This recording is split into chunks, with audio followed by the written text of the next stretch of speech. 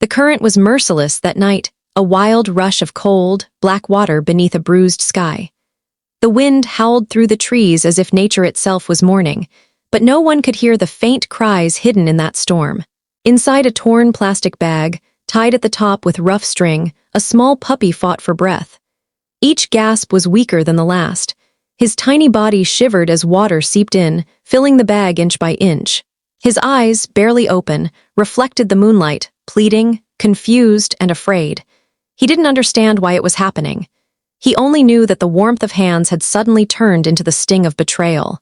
Moments earlier, he had been carried in the back seat of an old car. He thought he was going for another ride, the kind where he'd press his little paws against the window, watching the world blur by. But this time, the man behind the wheel wasn't smiling. The car stopped by the old bridge, headlights cutting through the mist. The man stepped out, holding the bag that squirmed slightly. He looked around once, no one there. His face hardened. Without a word, he swung his arm back and through. The bag hit the river with a splash, swallowed instantly by the current. The man turned away, started the engine, and vanished into the night. The only thing left was the faint echo of a whimper, and then silence. For a few eternal moments, the puppy sank. The bag filled with air pockets that kept it from plunging straight down, but the water was freezing, churning. The tiny creature kicked and scratched at the plastic, desperate for escape. His lungs screamed for air, his paws ached, and his heart pounded in panic. Just when it seemed like the world would fade to black, the bag snagged on something, a branch sticking out of the water near the riverbank. It held there, rocking with the current. The puppy whimpered again, a sound so faint that it could barely rise above the sound of the river. But sometimes, fate listens when no one else does. Up the hill from the river, an old man named Walter was locking up his barn.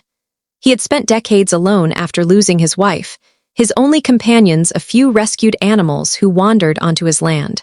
That night the wind felt strange, restless, almost calling to him. He turned his head toward the river, squinting through the dark. There it was again, a sound, weak, uneven, but unmistakably alive. Grabbing his flashlight, he trudged down the muddy slope toward the sound. The beam caught something floating, a torn white bag. Inside, movement. Walter's heart clenched. He waded into the icy water, ignoring the chill that cut through his bones. The bag was heavy with water, but he pulled it free and tore it open with trembling hands. What he saw made his breath hitch, a tiny puppy, soaked, shaking, and barely breathing. Walter pressed the small creature to his chest, feeling its weak heartbeat flutter against him.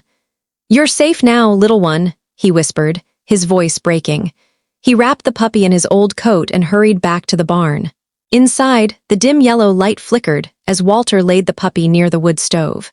He rubbed the tiny body with a towel, whispering soft words, the way his wife used to when she nursed hurt animals. The puppy coughed, a small whimper escaping as he blinked up at the stranger. Walter smiled through tears. "There you go, fight for me, little guy. You're not going anywhere tonight." He warmed some milk, feeding the puppy drop by drop through a small syringe. Each sip brought life back into those fading eyes. Hours passed before the puppy could finally lift his head. His fur was still damp, but his eyes had found a spark, that fragile thing called hope. Walter sat beside him, whispering stories into the night, his wrinkled hand gently stroking the puppy's head. "People can be cruel," he said softly, "but not all of us forget how to care." The old clock ticked in the silence, marking the beginning of something neither of them expected, a bond that would soon become stronger than pain. By morning, the puppy tried to stand. His legs trembled, but he managed to take a few steps before collapsing into Walter's lap. The old man chuckled, his eyes misty. "You've got a spirit, don't you? We'll call you River." From that day, River followed Walter everywhere. Whether in the fields, by the barn, or on the porch, the puppy never left his side. Every sunrise was a second chance, every heartbeat a victory over the cold night that tried to claim him. Months passed, and River grew stronger. His once matted fur shone golden under the sunlight. He chased birds in the meadow, barked joyfully at passing clouds, and rested his head on Walter's knee when evening came. To the old man, River was more than a dog. He was a reminder that even in the darkest waters, something pure can survive. But life has a way of testing even the strongest bonds. One winter morning, Walter didn't wake up. He had passed peacefully in his sleep, his hand still resting on River's back. The world went quiet again. River nudged his friend's arm, whined softly, then curled up beside him, refusing to leave. When neighbors found them 2 days later, River was still there, guarding, waiting. The rescuers took River in, and when they placed him in the shelter, he refused to eat for days. It was as if his heart had been left in that quiet farmhouse. But fate, once again, wasn't done with him. A young woman named Emily came to the shelter one afternoon. She was quiet, kind, and had recently lost her father.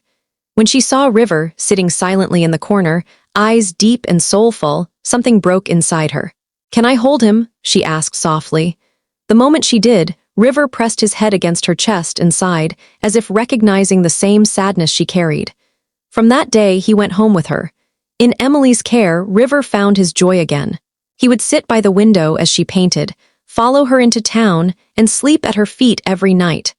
The River that once tried to take his life had instead given him two, one with Walter and one with her.